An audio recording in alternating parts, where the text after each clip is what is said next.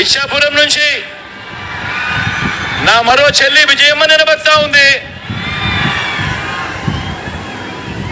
మంచి చేస్తుంది, మంచి చేయడానికి అడుగులు వేగంగా వేస్తా ఉంది.